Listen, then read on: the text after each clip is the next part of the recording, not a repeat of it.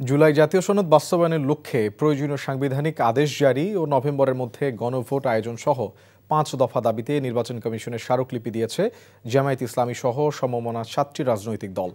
এর আগে সকালে রাজধানীর আগারগাঁও এলাকা শ্যামলী পঙ্গু হাসপাতালের সামনে থেকে বিক্ষোভ মিছিল নিয়ে নির্বাচন কমিশনের দিকে অগ্রসর হয় জামায়াত ইসলামী এবং খেলাফত মজলিসের নেতাকর্মীরা। মিছিল নিয়ে নির্বাচন কমিশন ভবনের আশপাশে অবস্থান করেন জামায়াত ইসলামী ও ইসলামী আন্দোলন, খেলাফত মজলিস সহ অপরাপর ইসলামী রাজনৈতিক দলের কর্মীরা। কেন্দ্রীয় নেতারা স্মারকলিপি নিয়ে যান নির্বাচন কমিশনে। নির্বাচন কমিশনে জমা দেয়া ৫ দফা দাবির মধ্যে রয়েছে আগামী জাতীয় নির্বাচনে সংসদে উভয় কক্ষে পিআর পদ্ধতি চালু, নির্বাচনে লেভেল প্লেইং ফিল্ড নিশ্চিত করা, গণহত্যার বিচার ও ১৪ দলের কার্যক্রম নিষিদ্ধ করা। স্মারকলিপি জমা শেষে জামায়াত ইসলামীর সহকারী সেক্রেটারি জেনারেল আব্দুল হালিম বলেন, নির্বাচনের আগে জুলাই সনদ বাস্তবায়ন না হলে নির্বাচন বিতর্কিত হবে।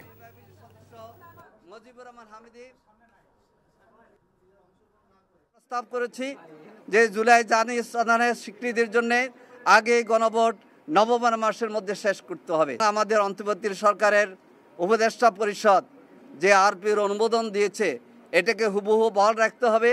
এখানে কোনো কাটছাট করা যাবে না, কোনো সংশোধনী নতুন করে আনয়ন যাবে না। সরকার যেটা মন্ত্রিসভা অনুমোদন করেছে সেটাকে কার্যকর করে জাতীয় নির্বাচনের ব্যবস্থা করতে হবে। দর্শকের বিষয়ে আরও জানতে চাচ্ছি আগারগাঁও নির্বাচন কমিশনের সামনে, সেখানে আছেন সহকর্মী ওবায়দুল্লাহ মামুন। মামুন, নির্বাচন কমিশনের স্মারকলিপি দেওয়ার পর নেতারা কি বলছেন, ইসি কিছু জানিয়েছে কিনা?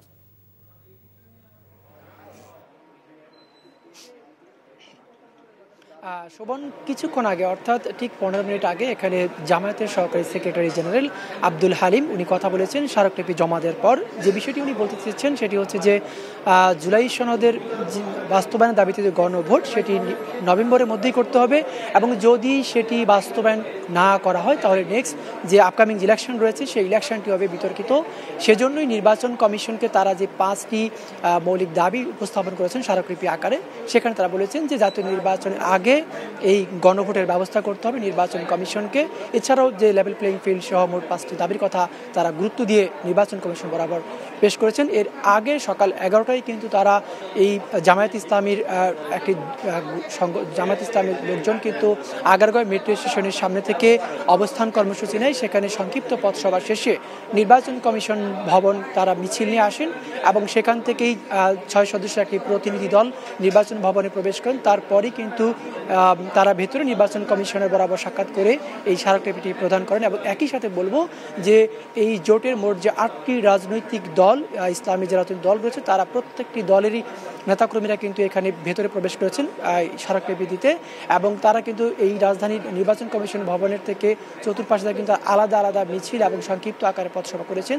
তারপর দলের যে কেন্দ্রীয় নেতারা রয়েছেন, যে প্রতিনিধি দল রয়েছেন তারা ভেতরে প্রবেশ করেছেন এবং নির্বাচন কমিশন অর্থাৎ প্রধান নির্বাচন কমিশনের কাছে এই প্রতিটি দল কিন্তু আলাদা একই দাবি হলেও তারা কিন্তু প্রতিটি দলের প্যাডে আলাদা আলাদা আকারে এই নির্বাচন কমিশনের কাছে তাদের স্মারকলিপি পেশ করেছে।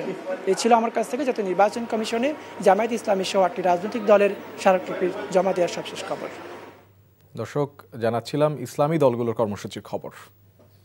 বান্ডেল থাকলে প্রতি সেনমানিতে টাকা বাঁচবে। বিকাশ সেনমানি বান্ডেল কিনে জিতুন প্রতি লেনদেনে।